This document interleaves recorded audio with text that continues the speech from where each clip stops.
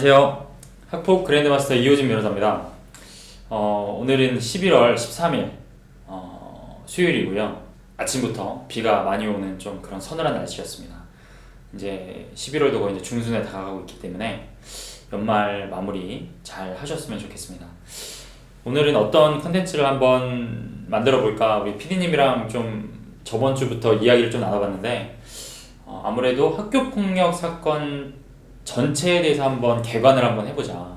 어떻게 학교폭력 사건이 신고서부터 그 다음에 학폭위에서 징계가 결정되기까지 어떤 수순을 통해서 이러한 절차들이 진행이 되는지 학교폭력 사건 전체를 한번 개관해보고요. 그리고 소년보호 사건, 학교폭력 가해자가 형사 고소를 당한 경우에 수사기관 조사서부터 그 다음 소년 사건으로 법원이 배당이 돼서 그 보호 처분이 나오기까지 전체적으로 어떤 과정으로 진행이 되는지를 한번 개관을 하는 컨텐츠를 만들어 보자 라고 해서 저희가 기획 컨텐츠로 오늘 이렇게 마련을 했습니다. 그 오늘 컨텐츠를 보시면 정말 학교폭력 사건과 소년보호 사건, 청소년 범죄, 소년보호 사건 이 절차들이 어떻게 흘러가는지 다 아실 수 있어요. 제가 쉽게 말씀드릴 거고 굉장히 그 요점만 엑기스만 뽑아가지고 말씀을 쭉 드릴 겁니다. 이거 어떻게 보면은 제 개인의 영업 비밀이기도 한데 뭐 그래도 나누면 소중한 한 것이기 때문에 제가 가감없이 한번 공개를 해보도록 하겠습니다. 일단은 학교폭력 사건은 신고, 한번 여기 적어볼게요. 신고 단계가 있고요. 그 다음에 조사 단계, 학폭위 개최,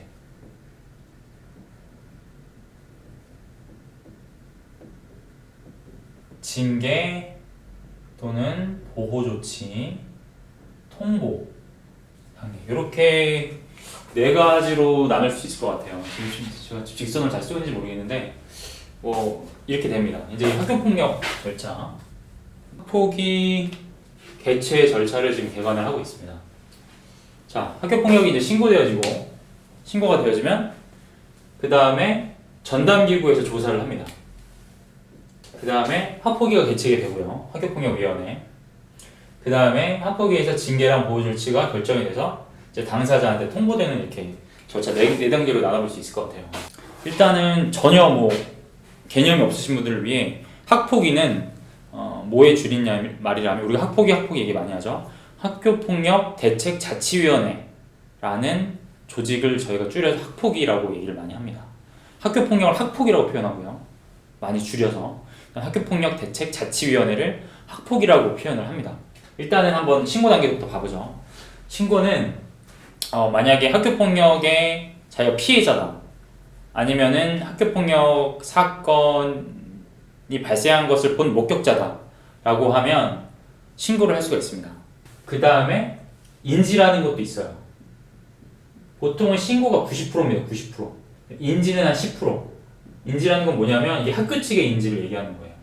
선생님이, 어떤 교사 선생님이 뭐 점심시간에 막 돌아가고 있는데 어떤 친구들끼리 막 엄청 치고받고 싸웠어요. 아니면 일방적으로 어느 학생이 막 맞고 있는 걸 봤어요. 그러면 선생님이 그거를 인지를 한 거죠. 학교폭력 사건을. 그래서 그거를 학폭위로 회부를 선생님이 스스로 시킬 수도 있습니다. 근데 요거는 아주 예외적인 사안이고, 보통은 피해자나 가장 많겠죠. 목격자가 신고를 합니다. 90%. 신고는 어떻게 하냐면 학교에 그냥 신고할 수 있어요. 담임선생님이나 학생생활과, 뭐 학생생활과라고도 하고요. 뭐 중학교, 고등학교 가면 뭐 학생인권부라고도 하고요. 보통 이제 우리가 얘기하는 학생부 선생님한테 학교에 신고를 할 수가 있습니다. 그리고 117이라는 게 있어요. 국번 없이 여기도 접수를 받습니다. 이게 학교폭력 전용 신고 번호예요. 우리 간첩 신고 112하고 111하고, 그 다음에 뭐 범죄는 112하고, 그 다음에 어디 다치면 119 구급차 부르죠. 그것처럼 117 누르면 학교폭력 바로 신고할 수 있습니다. 그리고 관할 경찰서에, 그러니까 학교가 위치한 지역에 관할 경찰서에 여성 청소년계가 있어요. 여성 관련 범죄랑 청소년 관련 범죄만 전담하는 부서입니다. 로 신고가 가능합니다. 다시 정리해볼게요. 신고는 본인이 학교폭력의 피해자다 혹은 목격자다 라고 하면 할 수 있고요. 학교 측이 인지하는 경우도 있습니다. 근데 대부분 피해자는 목격자가 신고를 많이 하는 거고, 신고를 어디다 하느냐, 어떻게 하느냐, 학교에다가 신고를 합니다. 보통 말로 할 수도 있고요, 구두로 할 수도 있지만 서면으로 하는 게 제일 좋긴 좋아요. 서면. 인터넷에 보면은 학교폭력 신고서 이런 양식이 있을 겁니다. 아니면은 제 블로그에 와도 있어요. 네이버에 이호진 변호사를 검색해 보십시오. 제가 학교폭력 관련해서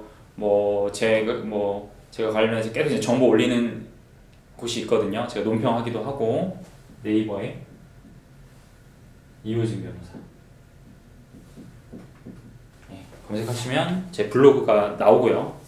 거기 양식이 있습니다. 구두로 해도 되지만 서면으로 하기 추천드립니다. 그다음 117은 바로 그냥 전화로만 하는 거니까 구두로 할 수밖에 없고요. 그 다음 관할경찰서 여성청소년대, 여기도 구두로 할 수도 있고 서면으로 신고할 수도 있습니다.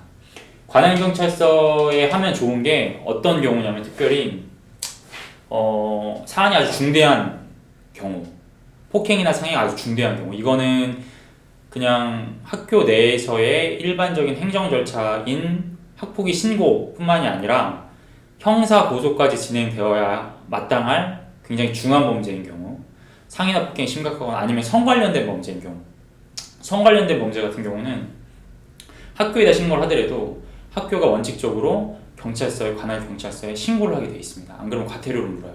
성 관련된 사안인 경우는. 그러니까 곧바로 어차피 그냥 바로 피해자가 해도 되겠죠. 성 관련된 사안인 경우, 중대한 경우. 이럴 때는 경찰서에 하는 걸 추천을 드립니다. 뭐든지 서면으로 하는 게 제일 좋고요. 이렇게 신고를 할 수가 있습니다. 신고가 됐다 하면은 그 다음부터는 학교에서 조사를 합니다. 조사는 누가 담당하냐? 전담기구라는 게 있어요. 전담기구라는 학교 내, 교내 전담기구라는 곳에서 담당을 해요. 전담기구는 어디냐면 여기에요. 여기 학생생활과, 학생지도부, 학생부 선생님이 장입니다. 학생부 선생님이 장이고, 학생부 선생님을 중심으로 해가지고 조사를 해요. 어떻게 조사를 하냐면 피해자, 가해자, 목격자 다 부릅니다. 다 불러가지고 확인서, 진술서라고도 하는데요. 확인서를 쓰라고 해요. 언제, 어디서, 누가, 어떻게, 왜, 어떠한 일이 있었는지, 어떠한 폭행이 있었는지, 그때 관련된 사람은 누가 있었는지, 목격자 누가 있었는지, 그렇게 피해자, 가해자가 먼저 쓰면은 나중에 거기 나와 있는 목격자 불러서 또 물어보고요. 조사를 합니다. 그렇게 하고, 아니면은 CCTV, 교내에 CCTV가 있는 장소에서 학교폭력, 폭행이나 상해가 발생할 수도 있죠. 주로 교실에는 없어요. 근데 복도에는 CCTV가 있습니다.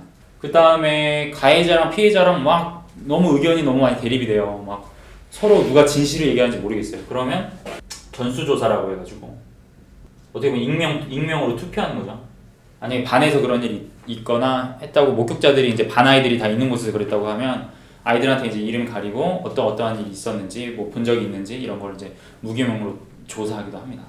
이런 거를 전담기구가 맡아서 해요. 그러니까 어떻게 보면은 이게 일반 성인 사건에서 비유를 하자면 경찰이나 검찰이 수사를 하죠.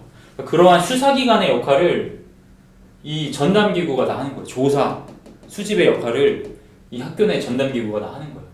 이게 솔직히 되게 중요합니다. 사람들은 이걸 잘 몰라요. 다 그냥 학폭위 개최해가지고 학폭위에서 다 결정하는구나 생각하는데, 솔직히 이게 왜 중요하냐면 여기서 어느 정도 예단이 다 생기거든요. 이따가 얘기하겠지만 학폭위 위원으로 교사분들이 많이 들어가요. 학부모분들이 많이 들어가요. 그리고 저도 학폭위 위원 다른 학교 하고 있지만 거기 가면요, 물론 학폭위에 따라 좀 다르지만 선생님들이 주도적으로 거의 많이 하십니다. 애들을 직접 가르치는 분들이니까 선생님들이 애들에 대해서 잘 알잖아요. 그러니까 부모님들, 위원들도 있지만 본인 자제분들도 다 그 학교에 다니고 있고, 괜히 그 학교 선생님이랑 척지면 별로 좋지 않잖아요. 그러니까 그 회의를 주도하시는 분들이 대부분 선생님 위원분들이세요. 근데 그 선생님 위원분들이랑 이 전담기구 조사했던 선생님들이랑 다 친한 사람들이겠죠. 동료죠. 그러니까 이쪽에서 이야기가 그 위원분들한테도 많이 흘러가고, 이미 그 학생이 평소에 품행이 어떤지 뭐 이런 것도 선생님들이 다 알고 있기 때문에 이 전담기구에서의 입김이 그 선생님들한테 전달이 되고, 그 다음에 이 전담기구에서 이렇게 조사한 내용을 학폭위 위원들한테 학폭위 당일날 다 보고를 하고 설명을 하게 있어요. 조사 당일의 내용을. 그렇기 때문에 그 정보가 그냥 거의 학폭위 위원들한테 그대로 가게 되고, 그 다음에 학폭위에서 이제 피해자, 가해자 이렇게 불러가지고 조사한 내용, 피해자 진술, 가해자 진술 이렇게 보고 판결 내리는 거거든요. 근데 이게 그만큼 중요해요. 굉장히 그 학폭위 위원들의 예단을 갖게 하는데 굉장히 중요합니다. 그 다음에 서로 지금 막 주장이 얽히고 있는데, 조사 결과 전담기구가 레포트 써서 조사 결과 A의 말이 다른 목격자들 조사해 본 결과 더 신빙성 있는 것 같다 라고 보고를 해버리면 위원들이 그냥 그렇게 믿는 거예요. 그렇게 되는 거기 때문에 이게 되게 이 조사 절차가 굉장히 중요합니다. 그래서 뭔가 전문가의 조언을 받으려고 하시면 신고 직후부터, 적어도 이때부터는 도움을 받으셔야 돼요. 그게 실효성이 있어요. 학폭위 개최 당장 내일입니다. 변호사님 좀 도와주세요. 그러잖아요. 그러면 솔직히 물론 안 도와드리는 것보다 나은데, 조금만 더 일찍 이 조사 단계에서부터 도움을 받으셨으면 똑같은 비용에 훨씬 큰 편익을 누릴 수 있는데 일부밖에 못 누리시는 거예요. 아는 것보다 낫죠. 안 하는 것보다 낫는데, 그래도 2단계부터 해서 2단계부터 전문가가 개입해서 이야기를 합니다. 전담기구한테 어떻게 조사를 해주세요. 누구 조사해주세요. 어디 증거가 있습니다. 그거는 믿으시면 안 됩니다. 이렇게 계속 어필을 해드리거든요. 이때부터 전문가의 도움을 받으시라. 그런 거 추천드립니다. 자, 조사를 이렇게 했고요. 그러면 전담기구가 쫙 조사를 한 다음에 이제 학폭위 개최 날짜를 잡아줍니다. 이때부터 이 신고 단계부터 학폭위 개최 날짜까지가 법률상 2주예요. 2주 내에 학폭위가 개최돼야 됩니다. 근데 학교장 권한으로 한 주를 늘릴 수 있어요. 총 3주가 되겠죠. 총 언제 늘릴 수 있냐면, 뭐 천재지변이 갑자기 생겼다, 막 홍수나고 막 이랬는데 갑자기 학폭위 개최할 수 없잖아요. 2주 안에 해야 된다고. 그럴 때 늘릴 수 있고, 시험 갑자기 기간이 낀 경우, 그럴 때는 한 주 미룰 수 있습니다. 3주 내, 신고로부터 3주 안에 늘려야 된다. 자, 학폭위 개최되는데 그 학폭위 위원은 어떤 사람이 되느냐? 학교폭력 예방법에 보면 5인 이상 10인 이하로 구성되고요. 여기는 학교장한테 임명권이 있어요. 학교장한테. 교감, 교사, 학부모, 그리고 변호사, 의사, 그다음에 경찰, 기타 전문가, 청소년 전문가. 이 사람들이 학교장, 이 사람들이 자격이 있고요. 이 중에서는 학교장이 임명을 합니다. 5인 이상 10인 이하로. 근데 제일 중요한 게 뭐냐면 학부모위원이에요. 학부모위원이 전체 위원의 과반수 이상이 돼야 돼요. 가령 학폭위 위원이 6명이에요. 5인 이상 10인 이하니까 6명도 괜찮죠. 그럼 6명 중에서는 최소한 4명은 학부모위원이 들어가 있어야 됩니다. 그래야지 법률상 위반이 아니에요. 만약에 이 요건이 안 됐는데 학폭위가 구성되고 결의를 내렸다, 그럼 다 취소될 수 있습니다. 절차상 하자로 인해서 취소돼요. 학폭위가 제대로 구성이 안 됐기 때문에 그 제대로 안 된 학폭위가 내린 결정은 모두 취소 사유가 됩니다. 학폭위 날짜가 이렇게 정해지면 선생님들이 이제 학폭위 위원들한테 쭉 연락을 돌립니다. 몇 월 며칠 몇 시에 학폭위 열리는데 시간 되시나요? 그러면 이 중에서 뭐 다 참석해야 되는 건 아니고 되는 사람만 나오면 되죠. 근데 총 제적위원회 과반수는 나와야 돼요. 과반수 이상은. 만약에 6인이 학폭위 위원이라고 하면 최소 4인 이상은 나와야지 학폭위가 제대로 개최가 될 수 있겠죠. 그리고 학폭위 당일날은 어떻게 진행이 되냐면, 이건 그냥 말로 할게요. 학폭위 당일날은 일단은 피해자, 가해자를 다 불러요. 당일날 서로 최대한 만나지 않게 합니다. 만나면 좋을 일이 없겠죠. 지금 서로 사이가 안 좋으니까. 대기실이 다 달라요. 그래서 선생님이 피해자한테는 뭐 한 4시 반까지 오라고 하고 가해자한테 한 5시 반까지 오라고 합니다. 약간의 운영상 차이는 있는데 보통 그렇게 해요. 피해자가 먼저 들어가서 진술을 합니다. 가면은 피해자는 대기실에 앉아 있다가 선생님이 오라고 가면 돼요. 가면 일단 재척 기피 회피라고 해서 제가 전에도 한번 업로드하긴 했는데 위원 중에 피해자나 가해자와 어떠한 친분 혹은 친족 관계에 있는 사람들은 제외를 시키거든요. 그러니까 처음에 딱 가면은 재척 기피 회피할 위원들이 있는지 한번 물어보고요. 있다고 하면 뭐 있고 이러한 이유로 재척 기피 회피 중에 하나를 합니다. 뭐 이렇게 이야기를 하면 되고요. 그리고 나서는 이제 문답의 시간을 갖습니다. 그래서 위원들이 학생과 부모들한테 질문을 합니다. 사건의 경위라든지 사건에 왜 그렇게 행위를 한 동기라든지 그때 당시 심정이 어땠는지 그런 것들 다 물어보고요. 그리고 학교에서 어떻게 조치를 취해줬으면 좋겠는지 이런 것도 물어보고요. 화해는 했는지 이런 것들 다 물어봅니다. 그럼 거기에 맞게 대답을 하시면 돼요. 그리고 나서 피해자가 보통 한 20분 정도, 30분 정도 합니다. 근데 이게 법률상 정해진 시간은 없어요. 몇 시 안으로 해야 된다 이런 게 없기 때문에 그냥 하시고 싶은 말씀을 충분히 다 하고 오시면 됩니다. 그리고 질문이 한 70%는 아이한테 해요. 근데 아이가 대답을 잘 못하는 경우나 아니면 학폭위 위원들이 부모한테 직접 질문을 하는 경우 답변을 자유롭게 하시면 됩니다. 시간은 통상 제가 가보면 2-30분 끝나는데 진짜 하고 싶은 말이 많다고 하면 마음껏 말씀하셔도 돼요. 어떤 경우는 1시간 넘게 하시는 경우도 봤어요. 그게 법률상으로 잘못된 건 아니니까 충분히 하셔라. 피해자가 끝나면 가해자가 똑같이 들어갑니다. 들어가서 재척기피 회피할 위원들이 있는지 보고 있으면 하시면 되고 없으면 똑같이 질문을 합니다. 피해자 동일하게 왜 이렇게 학교폭력을 했는지 경위가 어땠는지 동기가 어땠는지 이런 거 다 물어보고요. 그 다음에 화해를 했는지 처벌을 어디까지 받았으면 좋겠는지 이런 얘기를 다 합니다. 그리고 이제 좀 나가는 거예요. 그리고 목격자를 부르는 경우도 간혹 있어요. 아주 간혹. 근데 보통은 이제 전담기구가 다 조사를 했기 때문에 그 조사서, 확인서로 많이 배치를 하는데 부르는 경우도 있고 또 어떤 경우는 선생님을 직접 오게 해가지고 담임 선생님이나 아니면은 가령 과학 시간에 무슨 다툼이 있었다고 하면 그 과학 선생님을 불러가지고 당시 상황을 조금 물어보는 경우도 있었고 그렇게 운영을 많이 합니다.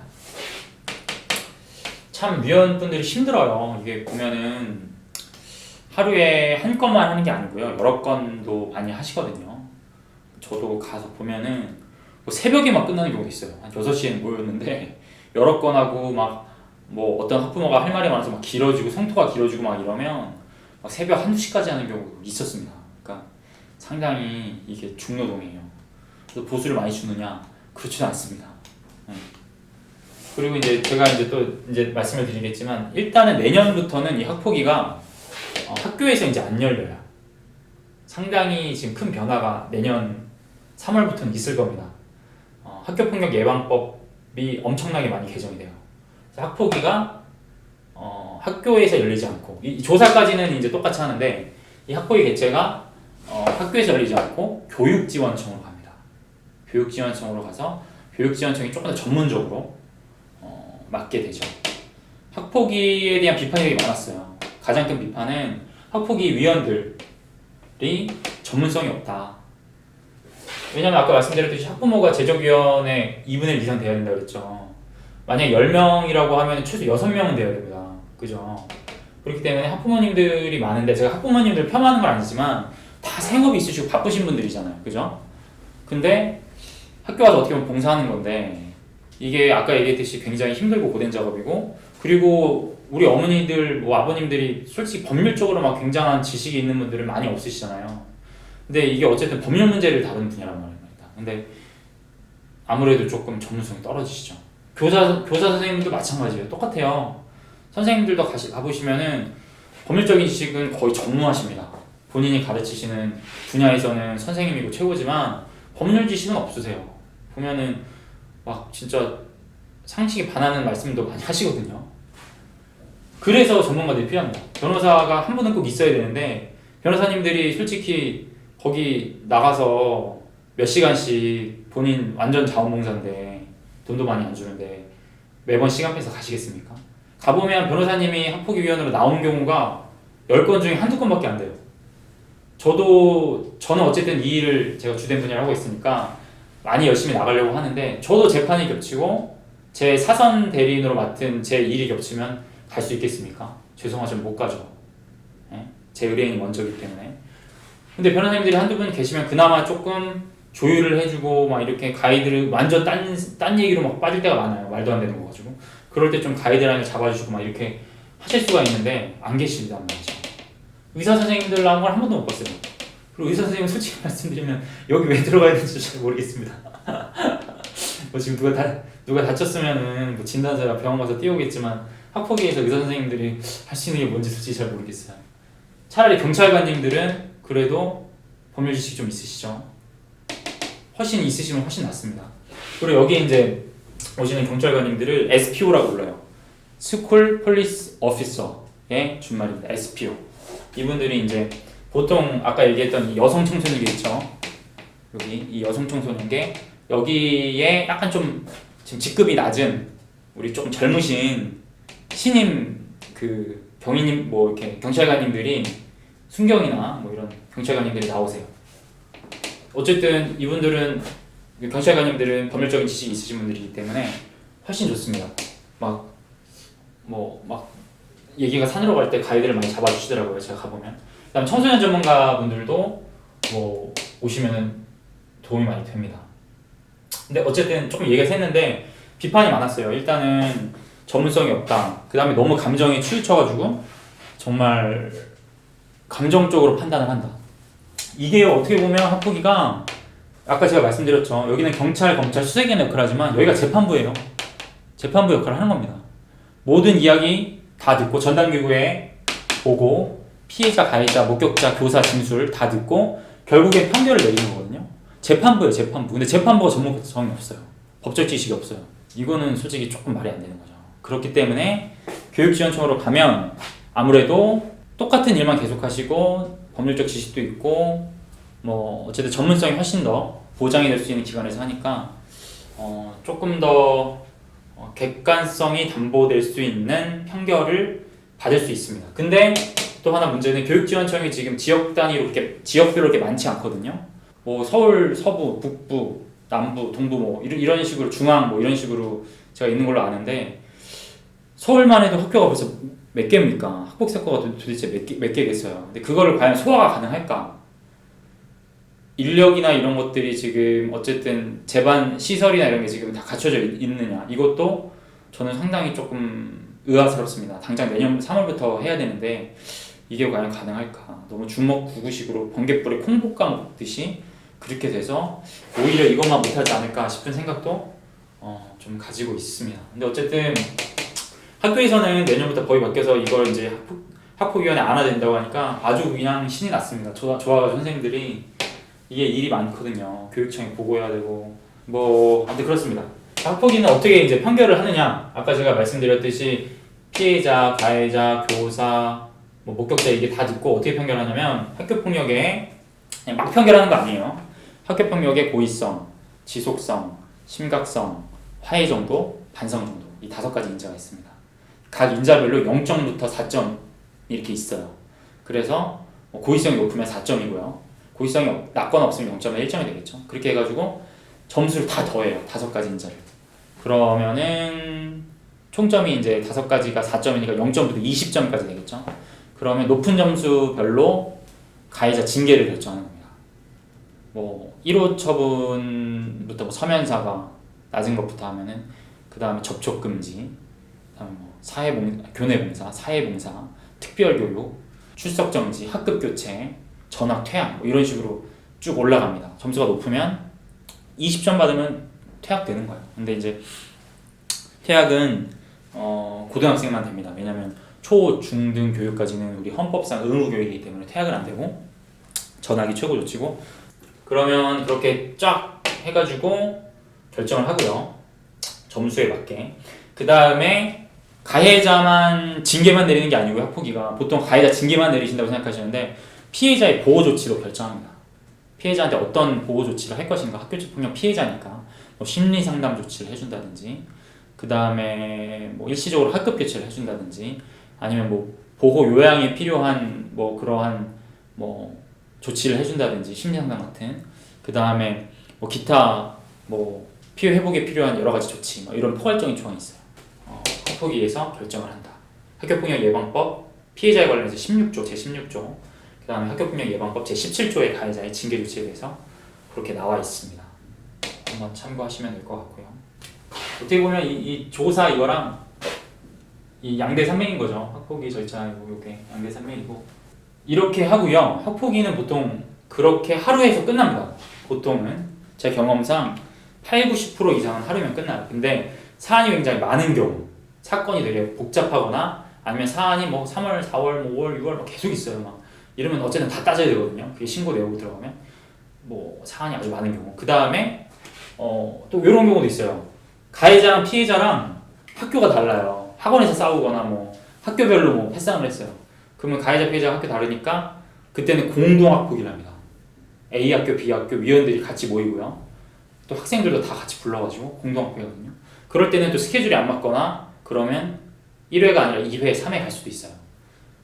그러면은 이제 그거를 서면으로 피해자와 가해자에게 통지를 합니다.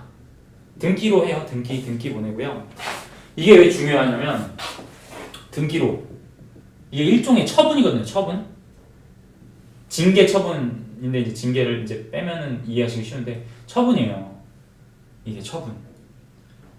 약간 좀 복잡한 얘기가 될 수 있기는 한데 학교도 사립 고등학교를 빼고는 행정청입니다. 행정청. 왜냐하면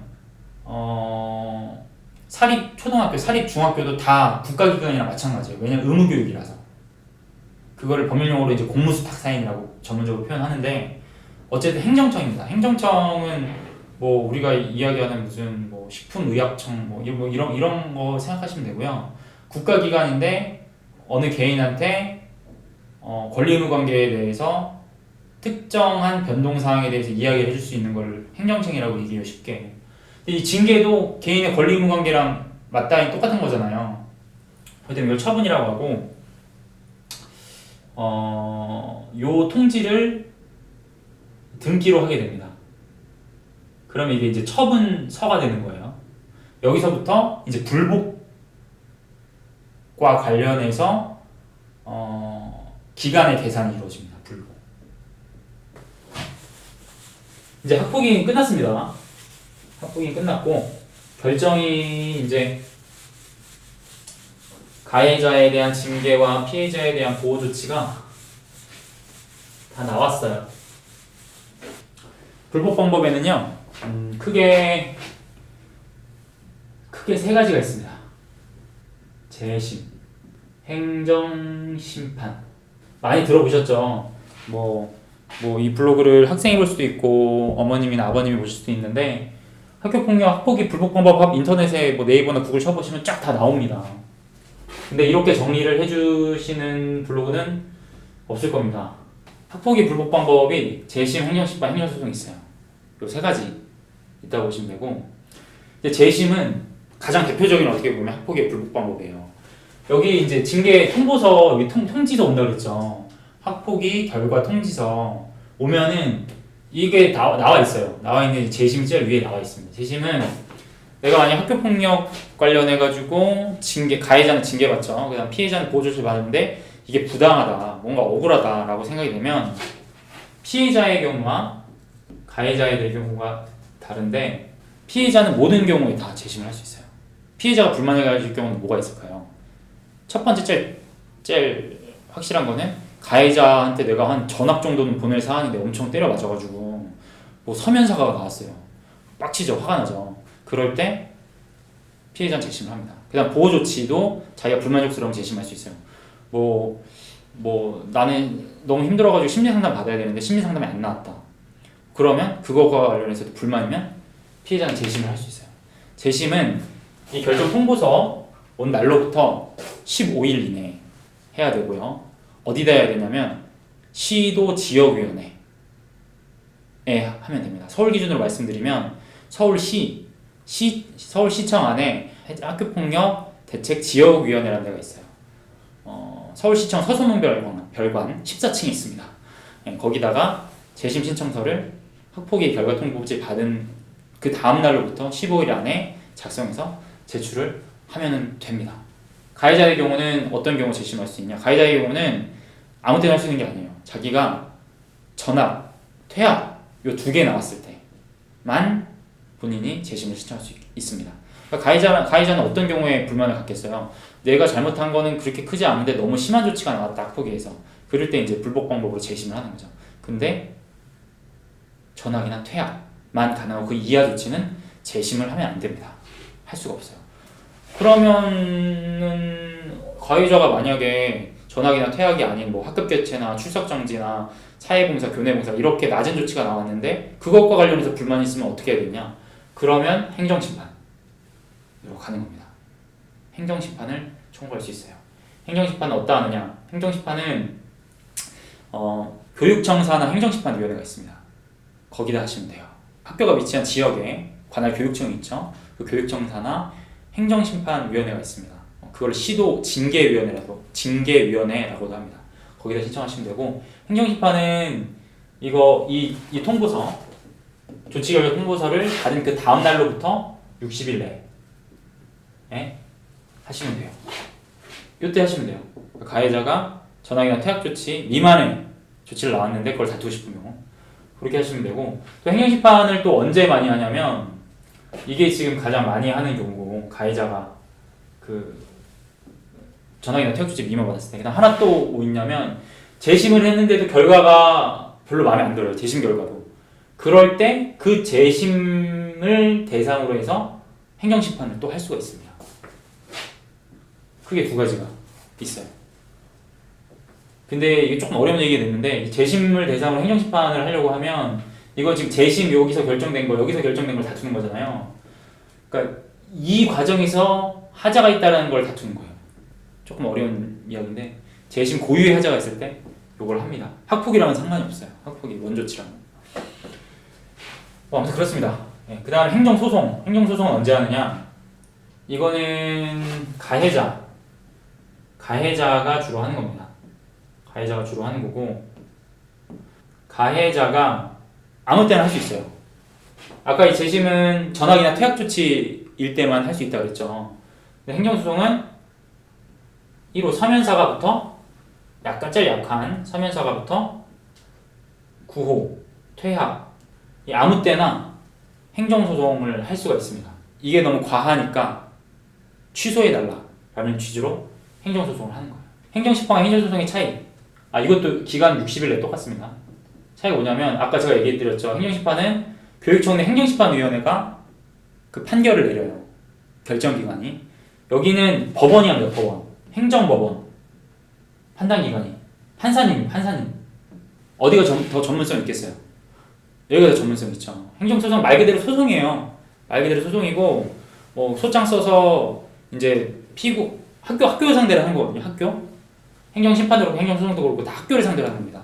그러니까 피고, 즉 학교죠. 학교가 원고 학생에게 뭐 2019년 11월 13일 내린 전학 조치를 취소한다라는 취지의 소장을 써내고 학교랑 다투는 거예요. 그 처분이 과연 타당했는지. 너무 과했다고 주장하는 거고, 학생은. 너무 과했다는 생각이 들면 판사님께서 그때 처분을 취소한다 라고 내려줘요. 그러면 취소가 되는 겁니다. 그 학폭의 결정이, 학교 내 결정이. 그렇게 운영이 되는 겁니다. 행정심판과 행정소송은 일단 판단 주체가 많이 다르고, 법리적인 부분을 많이 다툰다고 하면 저는 행정소송을 추천드려요. 그리고 이제 행정심판이나 행정소송할 때 집행정지라는 게 있거든요. 집행정지. 만약에 전학 조치를 내렸어요, 학교에서. 그러면 법에 따르면 2주 안에 전학을 보내야 됩니다. 집행을 해버려야 돼요. 근데 우리가 전학이 좀 너무 과해서 다투려고 하면 행정소송이나 행정심판을 해야 되는데, 이게 행정심판도 한 3, 4개월 걸리고요. 행정소송은 한 5, 6개월 걸려요, 최소. 근데 그때 동안 그게 뭐가 결론이 안 나잖아요. 2주 안에 집행을 해야 되고. 그럼 집행을 잠깐 미뤄달라고 집행정지 신청을 항상 함께하게 돼 있습니다. 근데 어쨌든 집행정지는 그래서 빨리빨리 나와요. 보통 1, 2주 안에 나오는데, 행정심판이 요새 보면은 집행정지가 더 빨리 안 나와요. 행정소송이 훨씬 빨리 나와요. 2주 안에는 나옵니다, 행정소송. 그래서 집행정지도 그렇고 나오는 속도도 그렇고 뭐 법리적인 판단도 그렇고 행정소송이 좀 나아요. 제가 봤을 때. 서면만 왔다 갔다 하는 거고요. 학교랑. 이건 말 그대로 소송이니까 법정에 가서 변론까지 하는 겁니다. 그리고 이게 조금 더 오래 걸리고요. 이건 조금 더 짧고. 근데 그것도 지역마다 좀 달라요. 그리고 이건 좋은 게 이게 이제 학교 측의 기록. 학교 측이 갖고 있는 여러 가지 기록들이 있거든요. 그거를 좀 볼 수가 있습니다. 아무튼 근데 어떤 걸 할지는 솔직히 전문가의 좀 도움을 받으셔야 돼요. 뭐 이렇게 재심도 한번 살펴봤습니다. 그 다음에 이제 학폭위 절차를 벗어났어요. 이제 학교랑은 상관없습니다. 학교를 벗어났어요. 이 학폭위 징계 결정 관련된 것과 이 불복 단계는 어떻게 보면 학교 내에서의 문제예요. 학교 내에서의 징계. 그리고 그 징계가 또 생활기록부에 기록이 되죠. 이런 것들의 문제인데 학교 이런 행정 절차의 일부죠. 행정 절차 일부를 넘어가서 피해자가 또 할 수 있는 것들이 있죠. 피해자. 아까 말씀드렸듯이 학폭위는 그냥 학교 교내 행정 절차에 불과해요. 학교 내에서 징계를 결정하고 그걸 생활기록에 기재하고 이게 답니다. 학교 내에서 적절한 조치를 또 해주죠. 같이 잘 생활을 할 수 있게끔 교육적인 차원에서. 근데 피해자 입장에서는 그것만으로 부족할 수 있죠. 진짜 화가 날 수가 있어요. 너무 잘못을 크게 한 경우. 그러면 형사고소할 수 있어요. 엄청나게 맞아서 뭐 폭행 상해 막 거의 막 뼈 부러지고 막 전치 몇 주예요. 단순히 학교에서 징계 결정하고 생활기록부에 기재되는 것만으로는 이 울분이 다 삭힐 수가 없어요. 그러면 어쨌든 때렸으니까 상해죠, 상해. 그죠? 진짜 세게 맞으면 중상해까지 갈 수도 있죠. 그럼 형사고소 하시면 돼요. 상해로. 그러면 진단서 첨부해가지고 고소장 써가지고 제출하면 됩니다. 근데 이제 우리나라 형사 미성년자라는 게 있어요. 만 14세 미만은 형사 미성년자입니다. 그래서 형사법으로 처벌할 수 없어요. 대신에 형사법으로 처벌할 수 없는 그런 미성년자들에 대해선 소년법이라는 게 있습니다. 소년원이라는 말 들어보셨죠? 그래서 어른들은 잘못하면 깜빵하지만 소년들은 잘못하면 소년원 한다. 이런 말씀 드셔보셨을 거예요. 그 소년원이 소년법에 의한 처분입니다.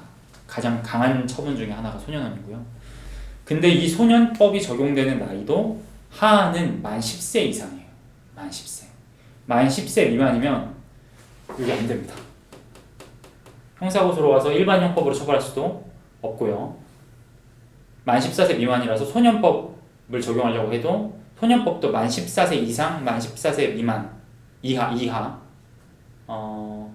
만 14세 미만에만 소년법이 적용되니까 소년법으로 처벌할 수도 없고 만 10세 미만이면 뭐 할 수 있는 게 없어요. 만 10세가 초등학교 5학년쯤 됩니다. 보통. 그러니까 초등학교 5학년부터는 소년법으로 어쨌든 처벌을 할 수 있어도 초등학교 4학년, 3학년, 2학년, 1학년들은 뭐 현행법상 어떻게 할 수 있는 게 없습니다. 형사고소 할 수 있고요. 형사고소하면 말 그대로 어떻게 절차가 진행되냐면 경찰서에 가셔서 고소장 내고 피해자가 진술 한번 하고요. 수사관님이 그 가해자 학생과 부모를 부릅니다. 그래서 조사를 합니다. 조사를 해서 뭐 검찰에 송치하는 경우도 있고 만 14세 이상인 경우에는 만 14세 미만인 경우에는 소년보호 사건이라고 해서 가정법원에 있는 소년재판부에 송치를 합니다. 거기서 이제 소년부 재판을 받고 처벌을 받는 거죠. 제가 이제 도와드리는 게 가해자의 변호도 해드려요. 아까 제가 얘기했듯이 만 14세 미만, 만 10세 이상, 만 14세 미만의 그러한 학생들이 어쨌든 형사고소가 되면 소년재판부로 가게 되고 소년재판부에서 처벌을 받게 됩니다.